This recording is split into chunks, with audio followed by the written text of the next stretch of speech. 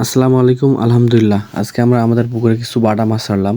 কারণ হচ্ছে আমরা এই পুকুরে তেলাপিয়া চাষে দিব। কিন্তু তেলাপিয়াটা আমাদের ২-৩ দিন পরে আসবে। তেলাপিয়াটা আসার পর ২-৩ মাস নার্সিং করা লাগবে, তারপর চাষে দেওয়া লাগবে। সেই পর্যন্ত আমাদের পুকুরটা খালি না রেখে আমরা কিছু বাটা মাছ ছাড়লাম। যাতে করে আমাদের অন্য পুকুরে পাঙ্গাস এবং তেলাপিয়া আছে, সেই তেলাপিয়ার সঙ্গে আমরা বিক্রি করতে পারি। বাটা মাছটা আসলে ৪০-৫০ কেজি আসলে মোটামুটি ভালো দাম পাওয়া যায় আমাদের এলাকায়। এজন্য আমরা কিছু বাটা মাছ ছাড়লাম। আমাদের যে বড় পুকুরটা আছে এই পুকুরে মাছ ছাড়ার পর থেকে কোনো জাল টান দেওয়া হয়নি। এইজন্য আমরা পুকুরে জাল টান দিলাম যে মাছের ওয়েটটা পরীক্ষা করে দেখি যে কেমন হয়েছে।